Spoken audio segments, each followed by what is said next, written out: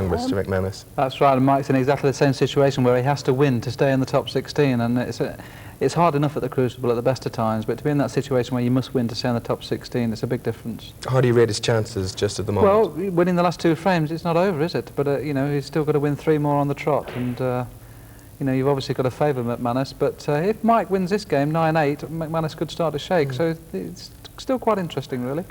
Well, McManus at 21, he's snooker's young player of the year. Just what sort of potential has he got? There's a lot of great young players around now. Obviously, Watana's suddenly sprung onto the scene, but McManus is a very solid player. He's probably got a better all-round game than James Watana, but, you know, he's not quite as, you know, attacking as Watana. I mean, I like his game very much. He's a very hard man to beat, and after he beat me last year, he only narrowly lost 13-12 to Terry Griffiths, and Griffiths always plays well at the Crucible, so he's a hard nut to crack. Looking at your own situation, you get underway against Gary Wilkinson, number 5 seed tomorrow morning.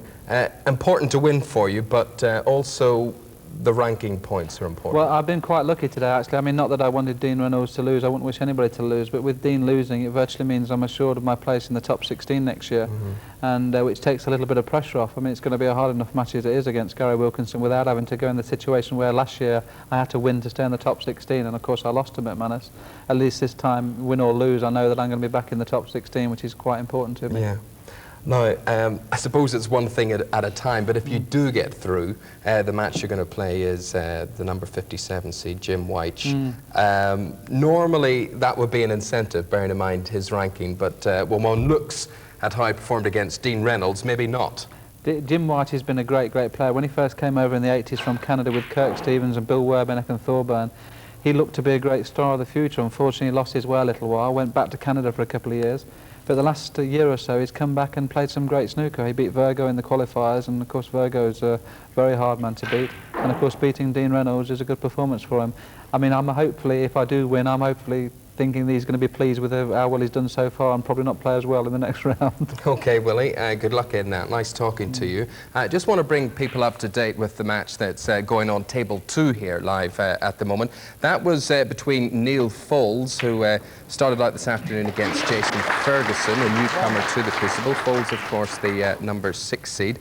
There's the score as it stands at the moment. Foulds 3-1 ahead in frames, and frame 5 sees him trailing by 39 points to 25. Okay, I have to just tell you that tonight sees the continuation of Tony Jones against James Watana. Watana 7-2 ahead, as Willie told us in that one. David Vine, he's on the night shift tonight, round about 9:30. I say round about because obviously the big tribute to Freddie Mercury, it's taking place at Wembley right after this programme now, and depending on whether it's finished or not, we will be on the air just as soon as it is finished, sometime around about 9:30. So, hopefully we'll see you then.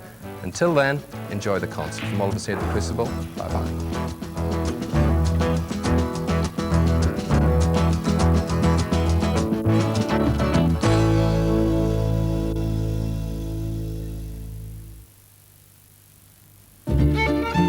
Captivating story from a master filmmaker, Tavernier's acclaimed Life and Thingbat, tonight 10:30 on 2.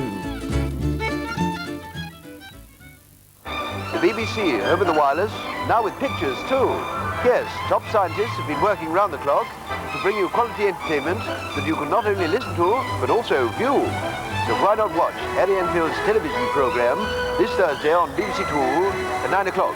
It really is top quality entertainment. Good night.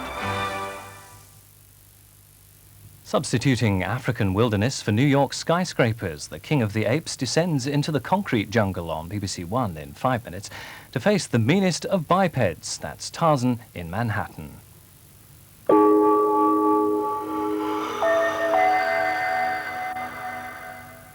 Now, BBC Two with Radio 1 goes live to Wembley Stadium to join some of the world's greatest stars who are appearing in a special tribute dedicated to the memory of Freddie Mercury to raise AIDS awareness worldwide. Our presenters there are Anthony Wilson and Lisa Ianson. Wembley Stadium prepares itself for one of those celebrations. 72,000 packed inside, tens of thousands are still arriving, and 500 million people watching on TV, on satellite around the world. A very good afternoon. Freddie Mercury died of AIDS in November of last year. Love and respect for the man, together with a passionate commitment to do something about the disease, has led to this event. Some of the great names in world rock music, from